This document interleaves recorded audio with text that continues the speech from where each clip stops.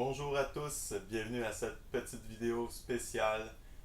Spéciale parce que aujourd'hui je fête les 50 premiers abonnés de la chaîne.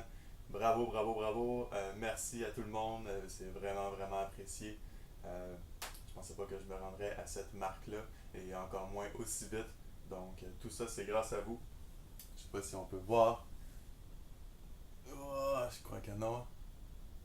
Je vous dis, on est rendu à 52 abonnés sur la chaîne. Merci infiniment. Donc pour fêter ça, je vous fais une petite vidéo spéciale que j'ai été obligé de séparer en deux parties parce que je parle trop comme d'habitude. Donc j'espère que vous allez apprécier ce petit cadeau que je vous fais. Et bon visionnement! Bonjour et bienvenue dans cette nouvelle vidéo sur la chaîne Retro 42. Aujourd'hui, je vous fais une petite vidéo spéciale. Je vais vous faire mon top 10 personnel de mes jeux préférés ever. Les jeux que j'ai passé le plus d'heures dessus, que j'ai le plus dévoré, retourné d'un bord puis de l'autre pour fouiller dans le fond. Mes jeux que je choisis quand j'ai envie de jouer à quelque chose. Mon top 10 donc. Vous allez voir, je triche souvent, mais c'est pas grave, c'est mon top 10. C'est ça. Donc, on va commencer tout de suite avec la 10e position. Et comme vous voyez déjà, ça va être ambigu un peu comme top 10. Je voulais mettre un jeu de course dans mon top 10 parce que j'adore les jeux de course. Et en faisant cette réflexion-là, je me suis dit que dans le fond, j'aime les jeux de course en général, puis que je ne pouvais pas mettre un jeu en particulier en 10e position. Donc, je vous mets ça, les jeux de course dans mon top 10, ma 10e position. Tout a commencé, bien évidemment, avec la série des Mario Kart, Super Mario Kart, Mario Kart 64, Mario Kart Double Dash, Mario Kart Wii et Mario Kart 8, qui est définitivement un de mes préférés de la série. Lui et Mario Kart 64. Vraiment, c'est les Mario Kart que j'ai le plus joué, suivi de près par Super Mario Kart sur Super Nintendo. Des excellents jeux multijoueurs, mais aussi single player. Il y a moyen d'avoir du fun avec ça, surtout pour battre les time trials. J'aime toujours ça, essayer de battre mon temps, puis trouver la meilleure ligne de course possible, puis donc vraiment du bon temps. Puis Mario Kart 8 maintenant joue en ligne, donc on n'est jamais vraiment seul. C'est vraiment le fun d'aller jouer en ligne. Puis depuis Double Dash, il y a le système de drift un peu là, qui nous donne des mini boosts. Ça c'est super fun à exploiter. Donc chapeau à Mario Kart. Deuxième série qui m'a vraiment que j'ai vraiment beaucoup aimé dans les jeux de course, c'est la série des Gran Turismo.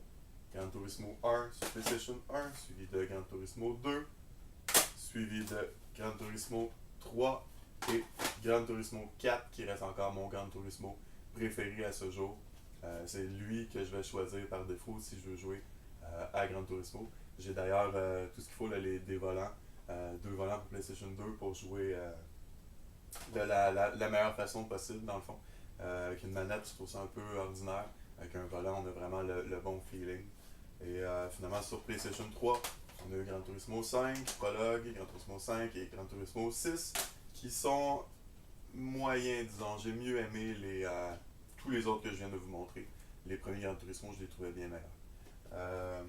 Au moment de faire cette vidéo, ils ont annoncé le Gran Turismo, probablement 7, là, qui va sortir sur PlayStation 4. Je l'attends avec impatience. Puis, dernière petite série que je voulais vous montrer, je suis un grand fan de Formule 1. Donc, évidemment, les jeux de Formule 1, j'adore ça. F1 Championship 2000, F1 2001, F1 2010, F1 2012. Puis récemment, j'ai pogné F1 Race Stars qui ressemble un peu plus à Mario Kart. C'est de la Formule 1, j'aime ça pareil. J'ai également F1 2014 ou 2013, 2014. Sur ma PlayStation 3, je l'ai acheté en version digitale. Ce que je fais pas d'habitude, sauf que ce jeu-là, je l'ai pas trouvé encore en version physique. Donc, vraiment, les jeux de Formule 1, j'adore. C'est le summum de la course automobile. C'est les véhicules les plus durs à contrôler, les plus durs à chauffer. Chaque petite demi-seconde, centième de seconde est important. La précision, c'est le summum. C'est le summum du jeu de course.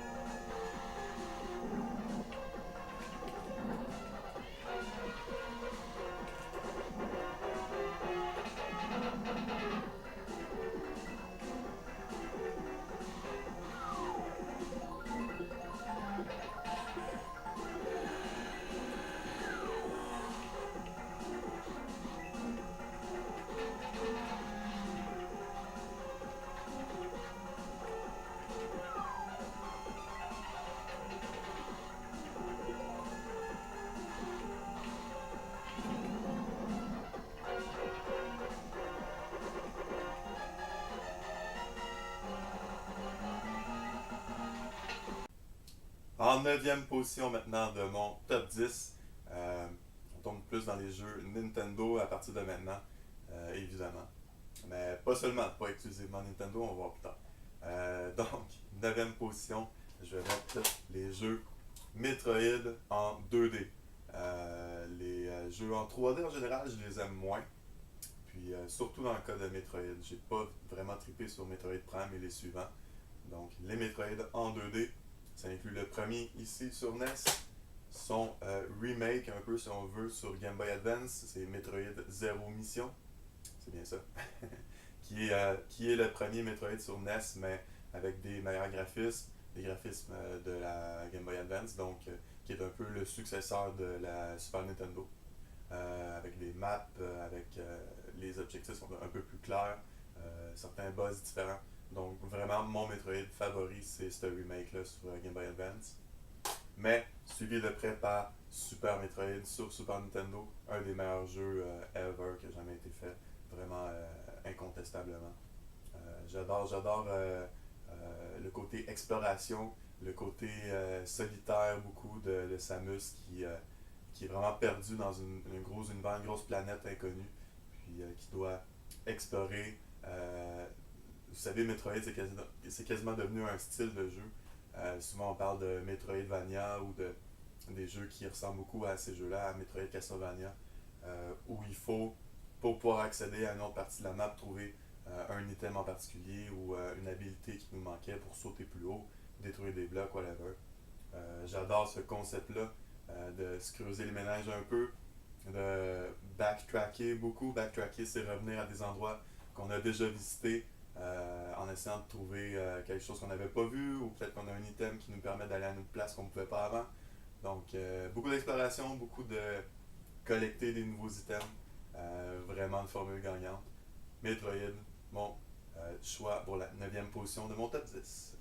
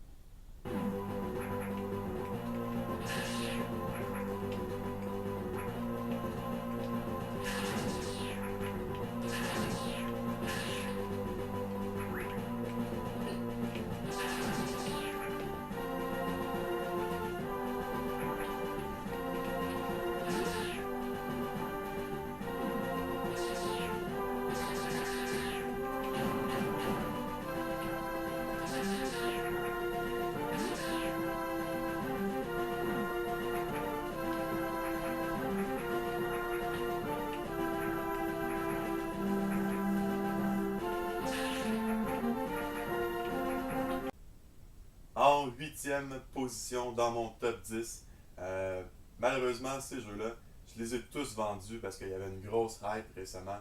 Les jeux ont tous doublé, sinon triplé de prix, dans le temps de le dire. Donc j'en ai profité, j'ai tout vendu, mais j'ai l'intention de les racheter quand les prix vont descendre un peu. Et je parle ici de la série Pokémon. Donc le seul jeu Pokémon qui me reste à vous montrer, c'est cette version japonaise de Pokémon Stadium. Les vrais jeux Pokémon que j'aime, que je veux vous parler, c'est les jeux sur Game Boy, Game Boy original, Game Boy Color, puis Game Boy Advance, Nintendo DS. Nintendo 3DS, j'en ai pas, je les ai pas essayés, mais vous savez de quoi je parle. Le même concept là, de partir avec son petit bonhomme au début, pogner son Pikachu et partir à essayer de tous les attraper. Les jeux Pokémon sont souvent vus comme des jeux enfantins un peu. C'est un peu mal vu pour un vieux de quasiment 30 ans comme moi de jouer à Pokémon. Mais laissez-vous pas avoir. Pokémon, c'est définitivement les RPG les plus complets, les plus poussés, les plus détaillés. Si ce que vous aimez dans un RPG, c'est de pouvoir monter votre équipe exactement comme vous la voulez et avoir complètement le choix sur. Ben, de faire du role-playing, dans le fond, c'est ça, c'est de se mettre dans la peau puis de faire exactement ce qu'on veut dans un jeu. Pokémon, c'est ça. Tous les Pokémon, tous les Charmander de ces jeux-là sont tous différents. Si vous voulez un Charmander qui est plus fort en attaque, moins fort en défense, mais plus fort en special défense, un peu moins fort en special. Vous pouvez tout changer ça. Vous pouvez breeder, c'est-à-dire faire prendre un mâle et une femelle, faire une lignée de tout ça, avoir une belle portée, continuer de génération en génération à améliorer votre Pokémon. Puis peut-être que dans 6-7 générations, votre Charmander va avoir des moves qu'il ne serait pas supposé avoir, des stats pas mal plus fortes que la normale. Les stats de base peuvent être changées. Il y a également des stats cachées qu'il faut prendre en note nous-mêmes, dépendant de quel genre d'ennemi qu'on bat. Si votre Charmander il se bat contre des Clefairy, ben, les Clefairy ça augmente sa stat spéciale HP, mais c'est pas écrit nulle part dans le jeu. Il faut noter ça sur un bout de papier. Donc, ce que je veux dire, c'est que c'est vraiment les RPG les plus complets, les plus poussés. J'ai passé des milliers d'heures dans Pokémon. Aujourd'hui, je ne joue plus parce que ce qui était bien dans Pokémon, c'était de jouer avec ses amis, d'entraîner ses Pokémon dans le but de jouer contre son partner. Nous, notre but, c'était de ramasser tous les Pokémon, évidemment, et de les monter tous au moins au niveau 50. Niveau 50, c'est environ le niveau où ils ont pas mal appris toutes leurs techniques qu'ils seraient supposés apprendre. Donc, ils sont prêts pour se battre. Puis, avec tous des Pokémon de niveau 50, on a un peu une base, mais tous les Pokémon sont différents quand même. Donc, ça me donnait vraiment plus l'impression de se battre avec la façon qu'on l'a monté, plus qu'un niveau 100 contre un niveau 75, là, c'est pas juste. Donc oui, j'ai passé des milliers d'heures à partir du premier Game Boy. J'avais transféré mes Pokémon sur Game Boy Advance, puis sur DS. Il y avait moyen toujours de transférer, de garder son équipe. Donc sur mes Black and White, par exemple, j'avais encore mes premiers Pikachu que j'avais pognés dans ma Red, le premier jeu Pokémon que j'ai eu. Donc vraiment, vraiment des bons jeux, des bons RPG. Je vais retourner me les chercher assurément, mais c'est sûr que je joue plus aussi assidûment qu'avant. Euh, avec, J'avoue, avec l'aide de quelques codes de triche et de Game Shark, j'étais parvenu à avoir tous les Pokémon qui étaient sortis depuis la première génération. Donc on inclut les Mewtwo, les Mew, les Celebi, j'en oublie, là, mais tous ceux qui étaient seulement accessibles mettons, il fallait être au Japon à telle date pour le télécharger. Il y avait moyen de les avoir avec un cheat quelconque. Donc, j'ai eu tous les Pokémon qu'on peut avoir de façon legit, puis je suis allé chercher les autres qu'on n'aurait jamais pu avoir. Donc, j'avais un Pokédex plein après 6-7 générations. Donc, ça vous donne une idée à quel point j'ai investi du temps dans ces jeux-là. C'est pour ça qu'ils sont dans mon top 10, même si je joue plus vraiment aujourd'hui. Ça va marquer ma vie beaucoup. Je repense aussi à des souvenirs de jeunesse, là, on avait nos petits Game Boy Color qui venaient de sortir, puis avec nos Link Cable, on se faisait des échanges dans la rue quand on était petit cul, puis beaucoup, beaucoup de beaux souvenirs avec Pokémon. J'ai également joué aux cartes quand j'étais plus petit. Donc, malheureusement, j'ai pas de footage à vous montrer, j'ai pas d'image à vous montrer, j'en ai plus de jeu. Je pense que tout le monde a déjà joué une fois à Pokémon, vous savez de quoi je parle. On peut passer à le prochain jeu dans ma liste. Avant de continuer plus loin dans mon top 10, je vais vous parler d'un Metroid que j'ai oublié, Metroid 2D. C'est Metroid 2, c'est Return of Samus. Ce jeu-là, c'est le premier jeu de Game Boy que j'ai eu moi avec ma Game Boy quand j'étais petit. Donc j'ai énormément joué à ce Metroid-là. Et je l'avais bien aimé, même si je l'avais trouvé vraiment, vraiment dur. Mais j'avais toujours du fun à juste recommencer une partie puis me déplacer avec le personnage. J'étais très jeune à l'époque. Ça reste encore un Metroid assez solide dans la série. Prochain, je suis rendu à la 7e position, puis je vais peut-être un peu vous surprendre là, parce qu'en 7e position, j'ai placé les jeux Zelda. Oui, c'est peut-être un peu bas dans la liste pour vous, mais je suis pas le plus grand fan des jeux Zelda. En fait, encore là, j'aime beaucoup mieux les Zelda en 2D qu'en 3D. J'ai jamais fini un Zelda en 3D encore. Oui, c'est gênant à dire, mais j'ai une préférence pour les jeux en 2D. Donc, on commence bien évidemment avec Zelda 1, Zelda 2. Zelda 2, il y a beaucoup de monde qui ne l'aime pas. Moi, je l'aime beaucoup. J'ai même plus joué à Zelda 2 qu'à Zelda 1. Je l'ai vraiment bien aimé. Vous voyez les cassettes en or, c'est tellement beau. Ce jeu-là a été suivi par Zelda A Link to the Past. C'est un de ceux que j'ai le plus joué, un de mes préférés. Vraiment une belle histoire, super bonne musique, un bon gameplay, les meilleurs donjons, je trouve, dans l'univers de Zelda. Non, pas tout à fait, pas les meilleurs donjons, ça c'est pas un autre jeu. Mais vraiment un bon jeu, je l'ai bien aimé. Ce jeu-là a été suivi par mon Zelda favori, puis en général, une de mes consoles favorites, le Game Boy. Zelda Link's Awakening, ici c'est la version DX, donc avec des couleurs, puis une petite différence dans le dernier donjon. Euh, c'est ce jeu-là que je disais, que les meilleurs donjons dans tous les Zelda. Vraiment des beaux puzzles, il faut se creuser les méninges, mais pas trop quand même. Excellente musique dans ce jeu-là. La musique est divine. J'aime l'histoire, j'aime l'humour de ce jeu-là. Beaucoup de références à d'autres jeux Nintendo aussi. Donc, mon Zelda favori, vraiment.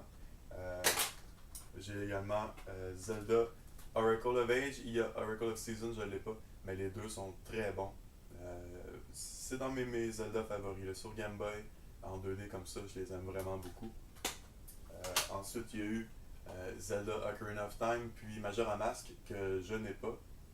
En fait, quand je veux jouer à Majora Mask, je mets mon collector de Zelda sur GameCube, qui inclut Zelda 1, Zelda 2, Zelda Ocarina of Time, Zelda Majora Mask. Donc, c'est ça. Je l'ai pris pour ça, dans le fond, parce que j'ai toujours pas trouvé une copie de Majora Mask à un prix raisonnable. Prix raisonnable, pour moi, c'est en bas de 40$. Donc, j'ai pas trouvé encore un Majora Mask sur Nintendo 64. Mais j'avoue que je suis pas tellement pressé de le trouver, comme je vous dis. Je ne pas vraiment sur les Zelda en 3D, je le sais. Je sais que je manque quelque chose, mais bon. Ça a été suivi par des Zelda sur Game Boy Advance. Donc, on avait l'excellent Force Word ici. Sur le jeu, il y avait d'ailleurs A Link to the Past. Sur la cartouche, il y a A Link to the Past, celui de Super Nintendo. Mais le Force Word qui joue sur GameCube, avec chacun son Game Boy, puis quand on rentre dans une maison ou quoi que ce soit, on regarde l'image de notre Game Boy, puis c'est un peu les débuts de la Wii U ou de la Nintendo DS, qu'on avait deux écrans. Donc j'ai eu beaucoup de plaisir. C'est un jeu qui joue seulement en multijoueur, mais vraiment, vraiment amusant. Il faut s'aider, se prendre un sur l'autre. Vraiment, c'était le fun à jouer. Puis récemment, j'ai trouvé Zelda Minish Cap, que je n'ai pas essayé encore. Mais c'est un jeu Zelda en 2D, je vais probablement l'aimer. J'ai entendu des bons commentaires. Donc je vais essayer ça très bientôt. Finalement, tout ce qu'il me reste à vous montrer, c'est des jeux Zelda que je n'ai même pas essayé encore. Zelda Skyward Sword, que ça prend la Motion Plus, puis les jeux de motion, les jeux de qu'il faut souligner, là, je capote pas tellement là-dessus. La Wii a vraiment pas été ma console Nintendo favori. C'est vraiment la pire selon moi. Peut-être après la Virtual Boy. Peut-être pas la pire, ok, il y a le Virtual Boy, je l'avais oublié. Puis Twilight Princess ici, que je n'ai pas essayé. J'ai acheté par contre la version avec l'Amiibo, le remake HD sur Wii U, mais je ne l'ai pas ouvert. Je crois pas que je vais l'ouvrir non plus. Si je veux y jouer, je vais laisser sur la Wii. Il l'a également sur GameCube. Je pense que c'est la version à préférer parce que la manette de GameCube, c'est tout simplement la meilleure manette qui a jamais été inventée. Celle-là et celle de PlayStation. Mais je sais qu'on va faire des débats avec ces déclarations-là. Mais la manette de GameCube est tout simplement exceptionnelle. Le meilleur joystick, ça c'est sûr et certain. Donc voilà pour ma 7e position, les jeux Zelda en 2D particulièrement.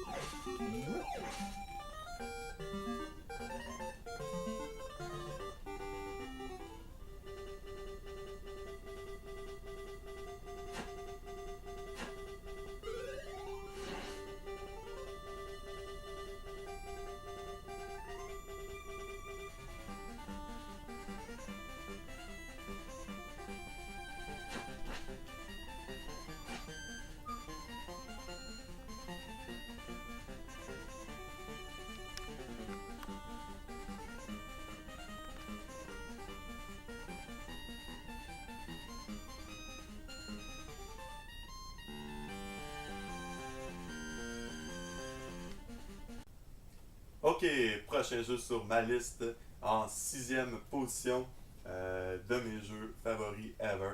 Puis on passe un bon step là. Entre la 7 et la 6.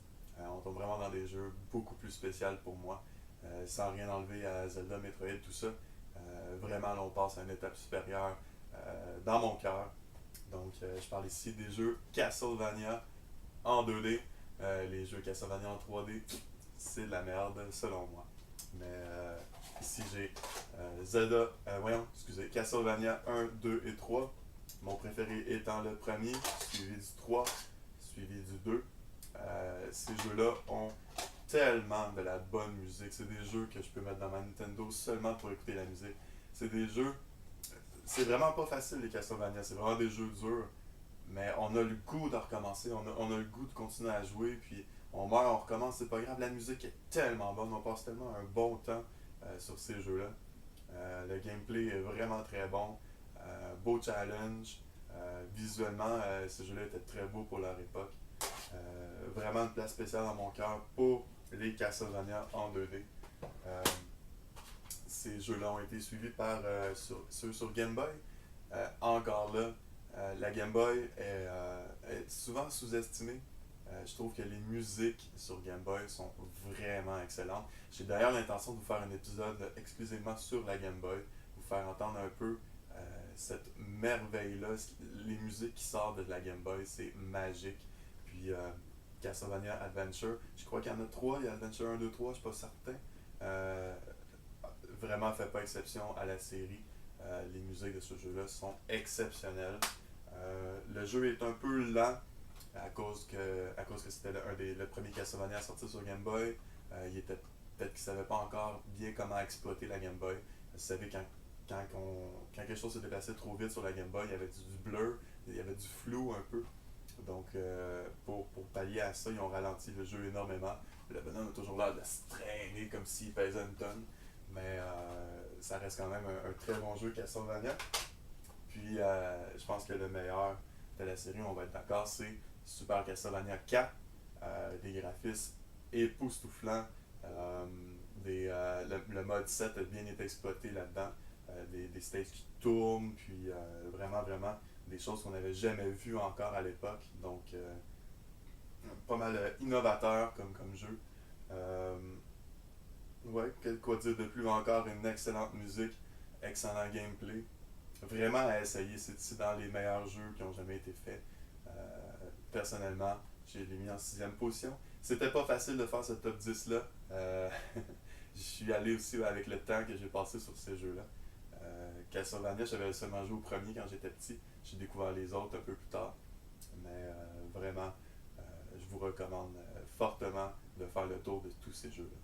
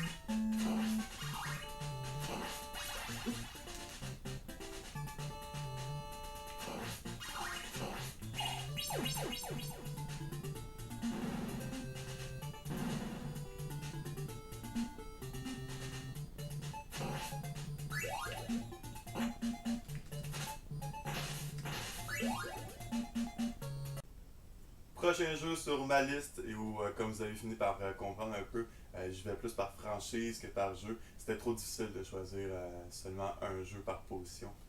Donc, encore là, maintenant on est rendu en cinquième position. Ça sera pas seulement un jeu, mais bien une série.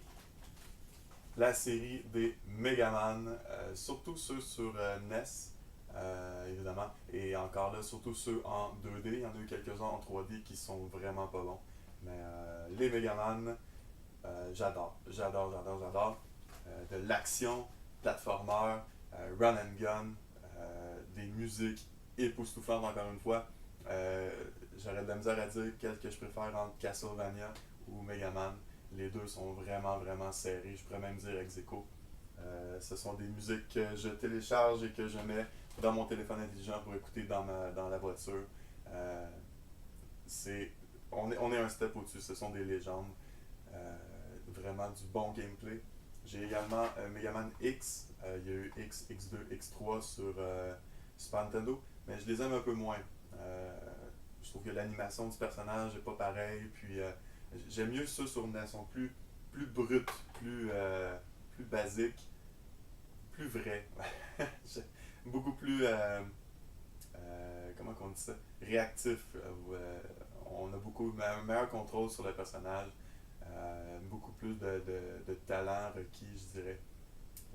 Vraiment, j'adore la série des Megaman. Si vous ne voulez pas dépenser des centaines de dollars pour aller chercher ceux sur Nintendo, une belle option qui s'offre pour vous, c'est le Legacy Collection, Megaman Legacy Collection, qui est sorti il n'y a pas longtemps. Il est sur PS4, Xbox One, je crois, et Wii U aussi, je ne suis pas certain. Je sais qu'il est sur 3DS en tout cas. Mais cette compilation-là a les 6 Megaman que je viens de vous montrer, les 6 sur NES. Il les a tous là-dessus. Puis évidemment, ça va sortir en HD sur votre télévision, votre téléviseur HDMI. Donc, ça peut être une alternative beaucoup moins coûteuse. Je pense qu'il coûtait 40$ ce jeu-là, neuf. Moi, je ne l'ai pas ouvert, évidemment, j'ai pas besoin. J'aime mieux jouer aux originaux. Pourquoi je l'ai acheté, vous allez me dire, parce qu'il est écrit Megaman dessus. Pas d'autre raison que ça.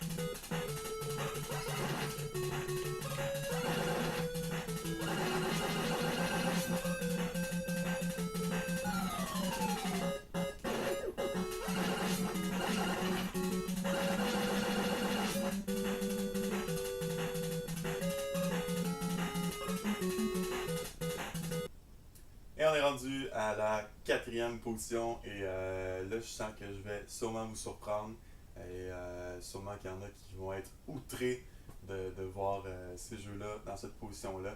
Donc plus haut que Zelda, plus haut que Metroid, plus haut que Mega Man Castlevania. Je sais, j'attends vos critiques, mais bon, c'est mon top 10 personnel, c'est les jeux que j'ai le plus joué. La série que je vais vous parler maintenant, c'est Grand Theft Auto.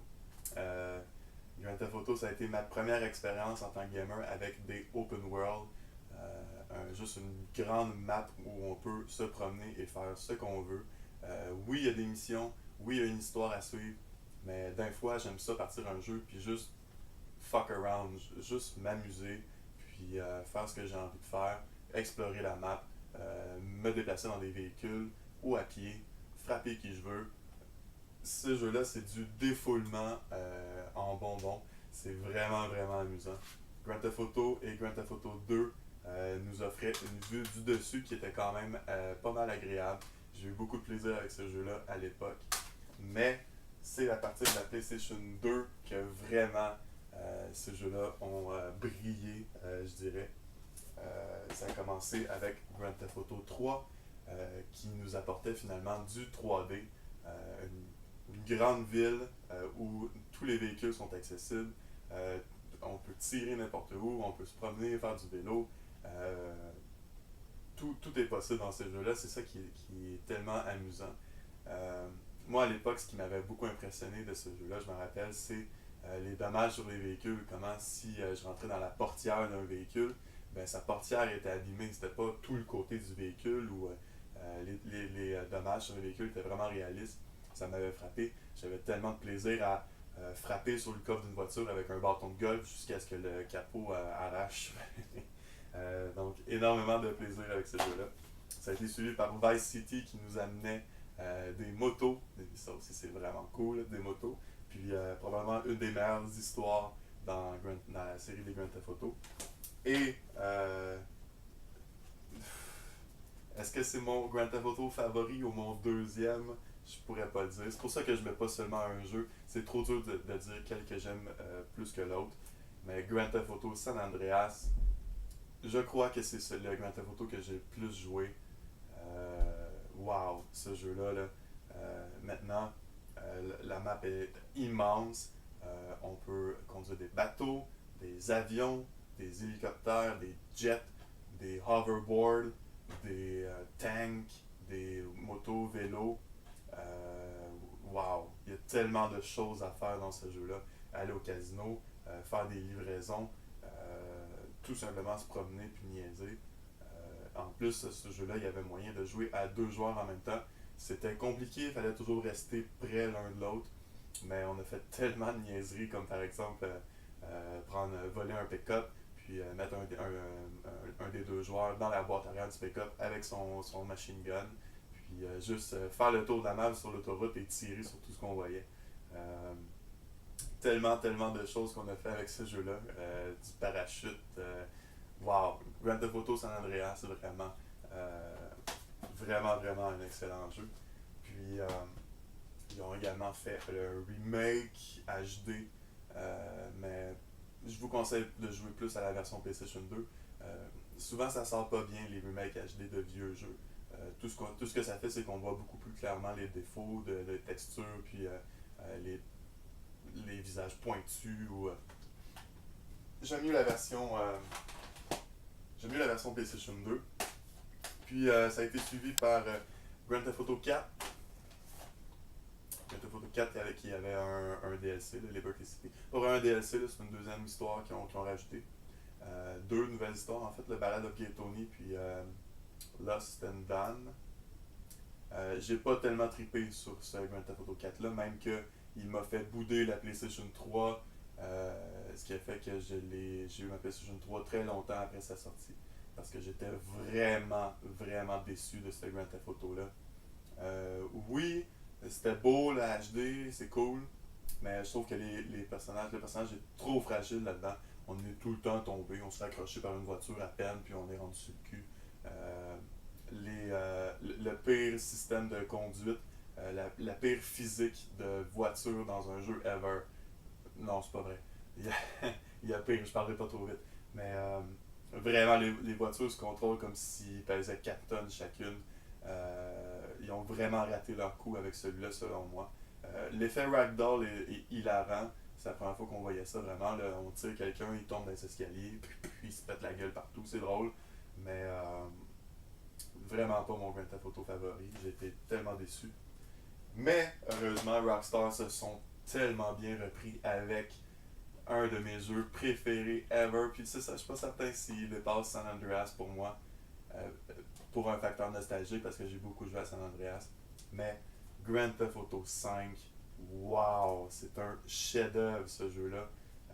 Les graphismes sont super beaux, la map est immense avec plein de choses pour s'amuser, des montagnes, de la ville, de l'eau, des plages, du désert. Euh, Tout est là, des avions, des bateaux, des voitures de course ou des voitures plus blindées. Euh, la physique des voitures dans ce jeu-là est spot on. Vraiment, si on parle juste de conduite ou d'un jeu de course en général, c'est un des jeux de course avec le meilleur contrôle de voiture ever. Un contrôle plus arcade, évidemment, qu'un Gran Turismo, disons, mais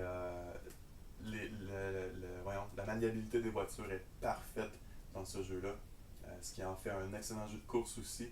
Le mode en ligne était vraiment cool, de se promener dans la ville avec toujours du monde en temps réel qui se promène en avion en haut de toi ou qui sont en train de faire un heist ou tu te promènes et il y a des coups de feu là-bas ou on fait jouer au tennis, on fait jouer au golf. Juste pour partir ce jeu-là, puis se promener, puis faire ce qu'on veut, super cool. Rejoindre des amis, jouer ensemble, essayer de faire toutes sortes de conneries, comme essayer de faire atterrir un avion sur deux autobus. Voilà. Vraiment, si vous voulez regarder sur YouTube, il y a du monde qui ont fait des choses exceptionnelles là-dedans avec ce jeu-là. Wow! Grand Theft Auto 5, vraiment.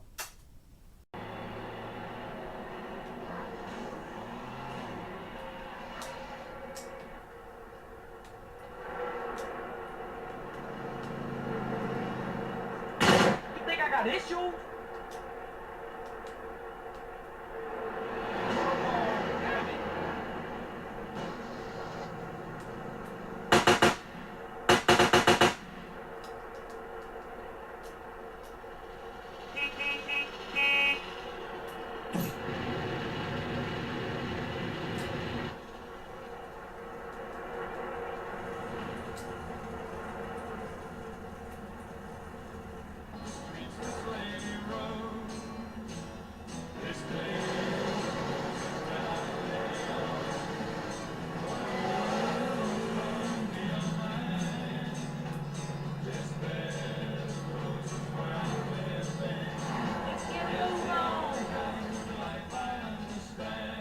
Ok, je vais arrêter ici pour la première partie, c'est assez long comme ça.